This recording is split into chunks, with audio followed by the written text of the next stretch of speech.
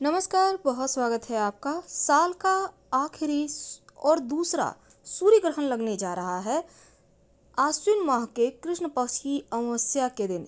इस दिन को सर्वपित्री अमावस्या भी कहते हैं।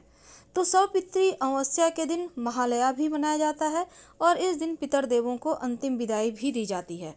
इस दिन जब सूर्य ग्रहण लगेगा तब कुछ खास प्रयोग इस दिन किए जाएंगे। ज्योतिष में ग्रहण को अत्यंत महत्वपूर्ण माना जाता है। इस दिन पूजा पाठ के साथ तांत्रिक क्रियाएं भी की जाती है।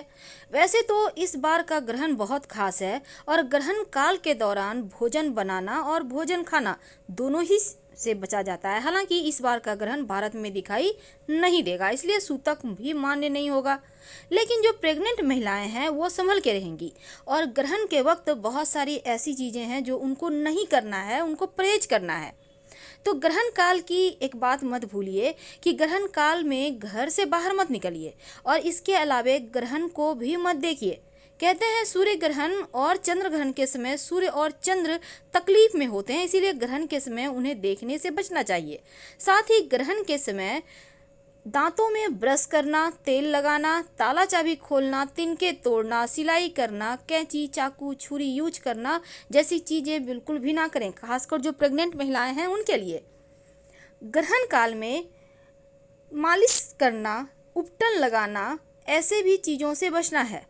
और साथ ही आप ग्रहण के समय वैसे जैसे बहुत सारे लोगों को दवाई समय समय पर लेना पड़ता है, कुछ खाना पड़ता है, तो ऐसे में आप खाइए पर नॉनवेज बिल्कुल मत खाइएगा। और साथ ही इस समय टेंशन में ज़्यादा मत रहिएगा। पारंपरिक मान्यताओं के अनुसार जो लोग नॉनवेज नहीं खाते हैं उनके जीवन में इस समय खासकर ग्रहण के वक्त जो नहीं खाते हैं, टेंशन उनके जीवन से भी कम होता है और धीरे धीरे उनके जो सकारात्मक ऊर्जा है वो बढ़ती है। देखिए ग्रहण के समय 7 तरह के खास उपाय किए जाते हैं। अगर राहु केतु आपकी कुंडली में दूषित है, आपके जीवन में परेशानी है, तो आप जूते का दान कर सकते हैं और ये जूता किसी गरीब या ज़रूरतमंद को ही कीजिएगा।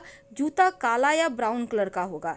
अब दूसरा उपाय, अगर पितृ दोष है आपकी कुंडली में, अब पितृ दोष के लक्षण क्या हैं आप उससे भी जान सकते हैं।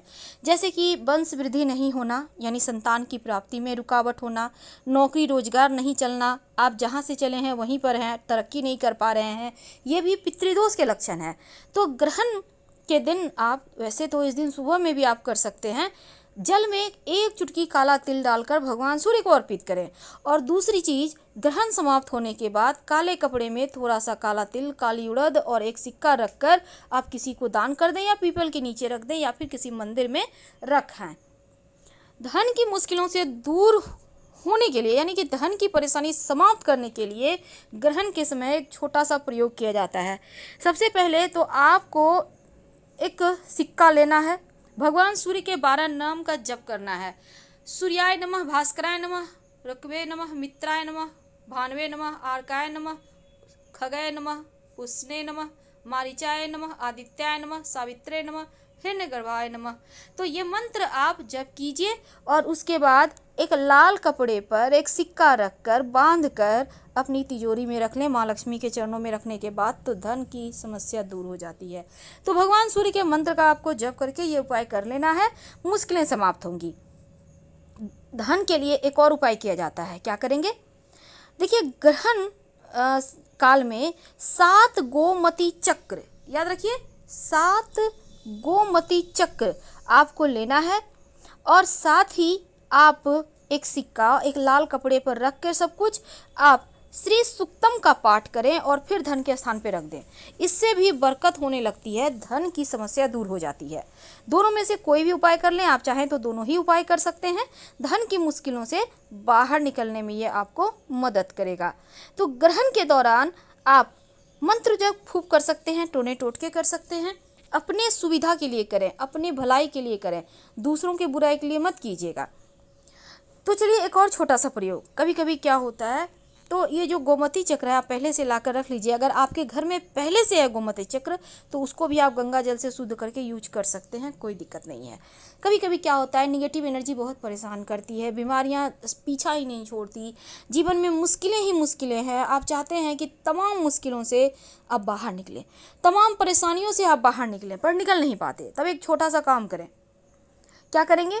आपके घर में जो व्यक्ति पीड़ित हैं, मानसिक टेंशन से गुजर रहे हैं, या फिर जो लोग आपके घर में बीमार हैं, उनके सिराहने, जैसे कि अमावस्या तिथि इस बार बुधवार की रात में लग जाएगी, तो बुधवार के ही रात एक नींबू उनके सिराहने रख दें।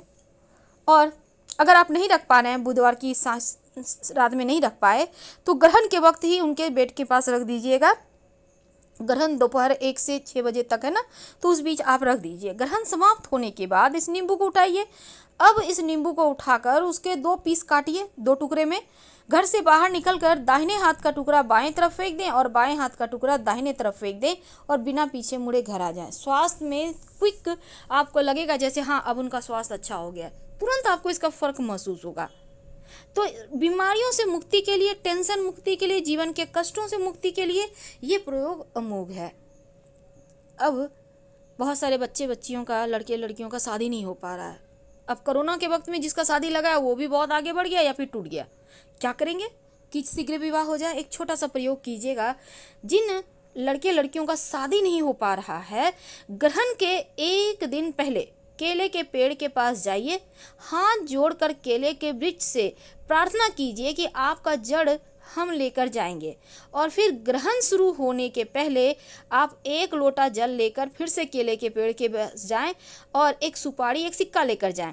अब केले के पेड़ को प्रणाम करें, वहाँ पर जल अर्पित कर दें, सिक्का और सुपारी भी वहाँ पर रख दीजिएगा और देवी देवताओं, अपने कुल देवी देवताओं का स्मरण कीजिए, अपना परिचय दीजिए, आप कौन हैं, आप किसके संतान हैं। फिर आप केले की जड़ थोड़ा सा लाकर अपने घर में गाय के कच्चे दूध गंगा जल से शुद्ध करें और उसके बाद हल्दी में लपेटकर एक पीले कपड़े में बांधकर ताबीज की तरह धारण करें। धारण गले में या फिर बाह में कर सकते हैं, कोई दिक्कत नहीं है। तो आप देखिएगा शीघ्र विवाह के योग बन जाते हैं। ये उपाय लड़का और लड़की दोनों ही करेगा।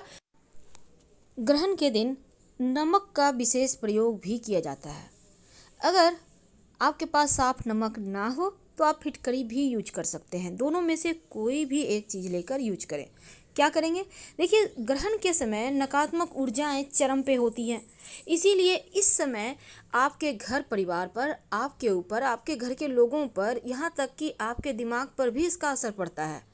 तो ग्रहण के वक्त आप पहले ही, ग्रहण से पहले एक छोटा सा प्रयोग कीजिएगा। नमक किसी कांच की कटोरी में लेकर अपने डाइनिंग एरिया में रख दें, कहीं भी। और जब ग्रहण समाप्त हो जाए, अब देखिएगा नमक हल्का पानी पानी हो जाएगा। इस नमक को कहीं ड्रेन में डाल दीजिएगा या फ्लश कर दें या फिर बेसिन में डाल दें। तो इस तरह से आप इन नकारात्मक ऊर्जाओं से बचेंगे। और एक छोटा सा प्रयोग और कीजिएगा। एक कांच के गिलास में पानी ले लें, उसमें 1 चम्मच नमक डाल दें। अब इसको अपने घर के दक्षिण पश्चिम कोने में रख दीजिए और संभव हो तो हल्का सा लाल रंग का नेल पॉलिश या कोई कलर है आपके पास तो ग्लास में लगा दीजिएगा। अब इसको यूं ही रहने दें और ग्रहण समाप्त होने के बाद इसको भी आपको फेंक देना है, कहीं ड्रेन में या फिर फ्लश कर देना है। आप देखिएगा घर परिवार में खुशियाँ आएंगी। और जो दक्षिण पश्चिम कोने में पानी आपने ग्लास में रखा है, इसका प्रयोग आप दोबारा से कर लीजिएगा। ग्रहण समाप्त होने के बाद जब आप फेंक कर चेंज करेंगे तब पानी में नमक डालकर 1 महीने तक रहने दें, फिर चेंज करें। तो कर्ज एक ऐसी समस्या है जो जीवन के उन लम्हों को जीने नहीं देता जिसके आप हकदार हैं। क्या करेंगे? सूखा हुआ नारियल का 3 गोला ले आएं। याद रखिए 3, ग्रहण का वक्त है ना, तो आपको 3 लाना है गोला सूखा नारियल का, मार्केट में आपको मिल जाएगा। अब आपको चाहिए होगा चीनी।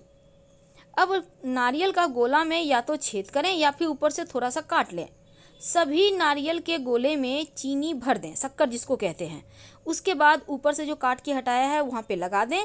अब किसी भी निर्जन स्थान पर जाकर मिट्टी में, थोड़ा सा मिट्टी में गड्ढा कर लें और उन नारियल को रख कर हल्का सा मिट्टी दबा दें, डाल दें, जैसे कि चींटी वगैरह खाए। जैसे जैसे चींटियाँ सारा का सारा चीनी और नारियल खा लेगी, वैसे ही आपका जीवन में जो कर्ज की समस्या है, जो परेशानी है, जो धन की मुश्किलें हैं, वो समाप्त हो जाएगी और धन आने के रास्ते मिलने लगेंगे।